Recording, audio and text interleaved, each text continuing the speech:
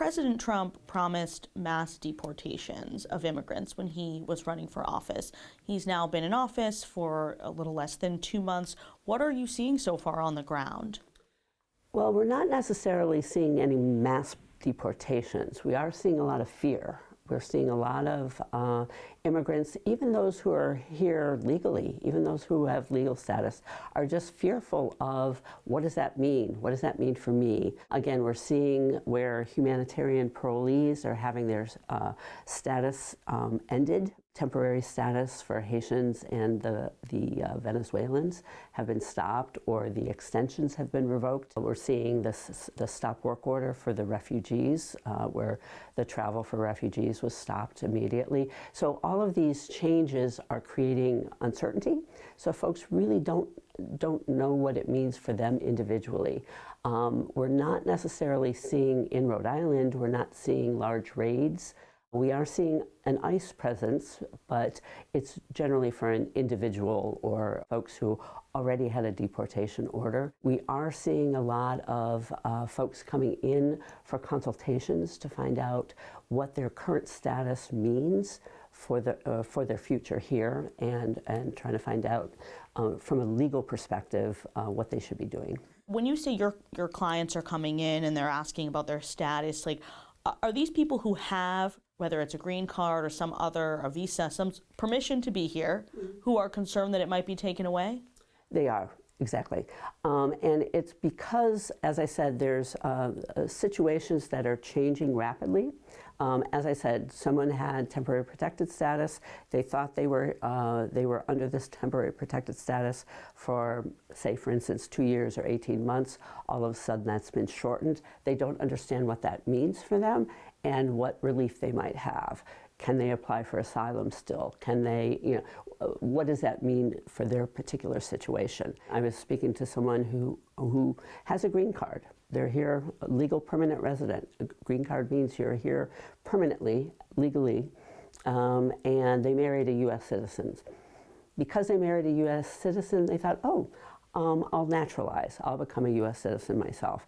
And so in doing that, they completed the paperwork, submitted the application, and for whatever reason, something was flagged, and now they have a court date, an immigration court date, for a hearing on deportation. So even people who are doing everything correctly, these are not unauthorized immigrants, they have the paperwork that they need, they have a green card, and now they could face potential deportation?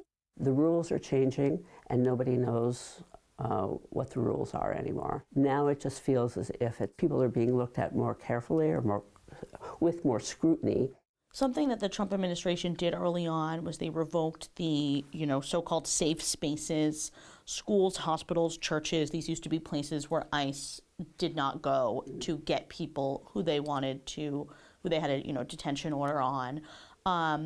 So what does that mean in practical terms, that those places are no longer sort of a sanctuary for people? So far, we haven't seen that happen. We haven't seen ICE show up in these places. Not to say that they won't. Are you seeing people who are maybe afraid to send their kids to school or afraid to go to the doctor because they know that they could be found there? Yes, we are. Schools are reporting that attendance is down, and we're afraid that it's because parents are afraid to send their kids to school. The assumption being that folks are not going to the doctor or the hospitals because of that. We're encouraging everyone to send their kids to school, to go to the doctor, go to the hospital. Again, we're not seeing ICE showing up at these locations. Again, I think what we're seeing is the administration creating fear by saying they're going to do this, but they're not actually doing it. So it sounds like you're not seeing mass deportations yet. You're not seeing ICE at school. So the rhetoric that's coming from Washington is not necessarily matching what you're seeing on the ground. Correct. On January 24th, the Trump administration issued a stop work order for federally funded refugee resettlement programs like Dorcas, which uses the roughly $1 million a year to help refugees for their first 90 days in the country. Rhode Island had 65 newly arrived refugees who were affected when the funding stopped. They were from Central America. They were from the Democratic Republic of Congo. They were from Afghanistan, several other countries as well.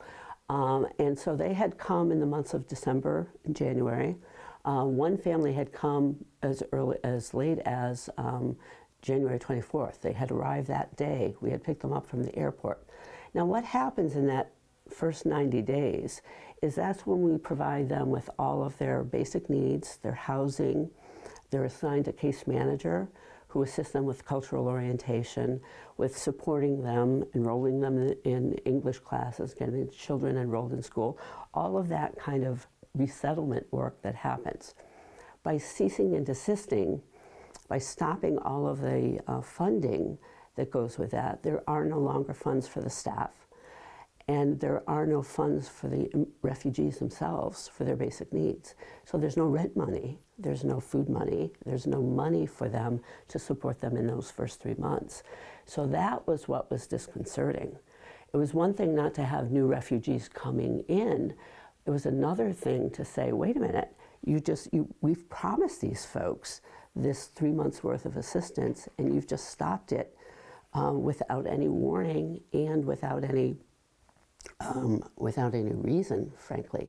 Kathy Cloutier says another $1.5 million from the federal government is frozen from a program that helps vulnerable refugees after the initial 90 days if they still need help finding work and becoming self-sufficient. We haven't been paid for that work since December, since before the new administration came in. And there's no explanation that we've received in terms of why we haven't been paid, but it's putting a significant strain on us financially. And you're going to have to do layoffs? Absolutely, absolutely. We've already had to start some layoffs as a result of the stop work order of the reception and placement program. With no new refugees coming in, there are parts of our services that we're not continuing, obviously. So we've gone down from about 105 employees to about 92 right now, so we've lost about 13 folks. If we were to lose all of our government funding, we'd be down to about 62 employees. Shouldn't your funding have been unfrozen when various judges issued injunctions? It should have been, but it's not.